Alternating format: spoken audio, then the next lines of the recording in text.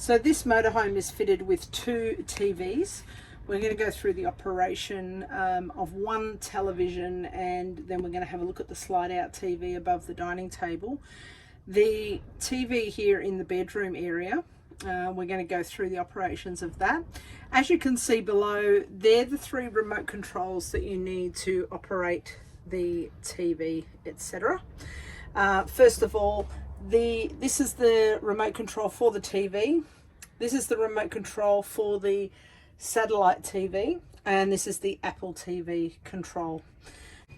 So you can see here that the satellite TV is connected to the HDMI port 1, and the Apple TV is connected to HDMI 2 input. So we're going to have a look from the front of the TV now to the operations. On top of the TV, you can see there are manual operations there as well, in case your remote fails or runs out of batteries. And we're going to go now and press the power button. Just press it for a couple of seconds. You will get it power on. Now we're going to operate the TV remote first of all. So we're going to let it load up. Okay, so with the remote control, this source button is here, and this is going to take you through the input channels to select whether you're going to watch the satellite TV or you're going to use the free-to-air channels on the normal antenna or the Apple TV. So you press the source button. That brings up this menu. Then you're going to scroll through with the arrows to which channel you want to be on. We are going to go to HDMI first of all and press OK. And at the moment it's going to say that there's nothing there because the satellite dish is actually closed at the moment. So and we're in the process of registering the satellite. So once the satellite dish is up, which is the first step, and we've showed you that before, how to put the satellite dish up, then you will see channels here and you'll be able to scroll through on the satellite remote. So if you want Apple TV, for instance, press the source button again, scroll back through to HDMI 2. Now with the Apple remote, you need to wake it up.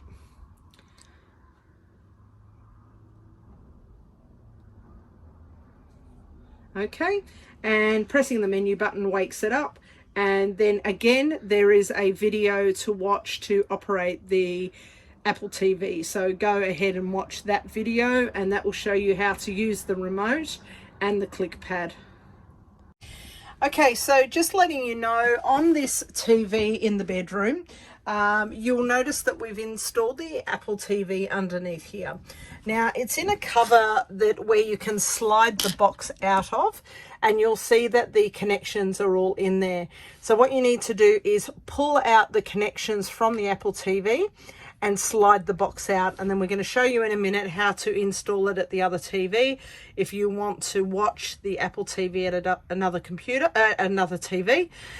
You'll also notice that all of the cables have been cable tied because we have this very handy pull up electricity tower that you just pull up, and you have additional power points and USB at the bottom.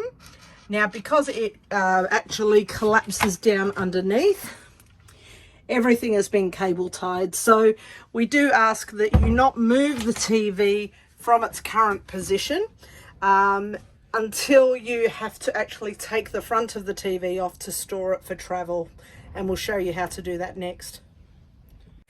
Okay, so when we're traveling, we do ask that you do take the actual monitor off of the stand. It's a very simple procedure, no screwdrivers needed.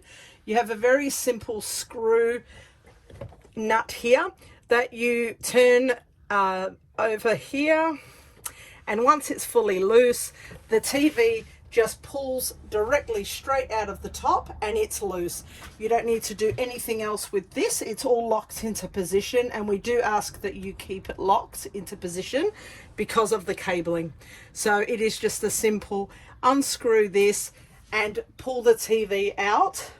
Now you'll notice down in here underneath the bed that there is a box for the TV monitor, and we do ask that you just put the TV in there for safe traveling. So the only time it needs to come off is when you're actually moving the vehicle. And we're not talking, you know, moving it a couple of 100 feet. We're talking about when you're going on a distance travel. So we do ask you to put it back in the box and under the bed, being very careful of all the equipment around it and making sure it's pushed up against the battery and nowhere near the diesel heater.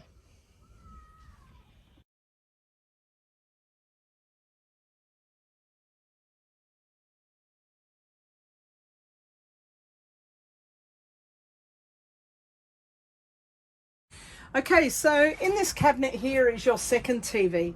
This TV is for when you're sitting in the front driver side, the cab's in the front, and on the table, the dining table. So it's a little bit fiddly, this one. You do need to fold back this door, okay? And then you pull out, make sure that it is sort of 3/4 of the way back. You have a lever just in beside here that you need to push forward and then slide out. Once it's slid out of position, you can then just slide it out like this. That will then expose the TV to everybody to be able to watch. And then you can, from that point, push that all the way back so that you can see the TV. Now, a couple of things with this. When the door is pushed completely back, the door is actually collapsing around the back of the TV, which means that when you go to push the TV back in, you do need to pull this out to this area here and then push the TV in to click into place. Otherwise, it does get stuck at the end because this is blocking it from being pushed in completely. Now, we will add a video that the lovely man at Jayco did on the antenna connection up here, which we will put on the video. And also you'll see here, I'll just move across, we'll just pull this out again, these two cables. Now, these two cables that are sitting free are for your Apple TV. So when you move the Apple TV from the other TV, you only need to disconnect the power and the HDMI cable from that TV and bring the box itself over to this TV. You then connect the two plugs into the TV, and then you'll see up here another holder for the TV, the Apple TV. You slide the Apple TV into that holder, make sure the plugs are plugged in, and then you actually have Apple TV on the HDMI 2 plug on this TV as well. So this TV operates the same way that the other TV operates. It has the same DVD slots, so you can actually watch a DVD in there. We are also going to be putting a DVD of all the instructions and all the videos on one of the televisions so that you can go back at any time and watch them. So that will be handy as well. But if you do have a DVD collection, you can bring it and you can watch them on the TV.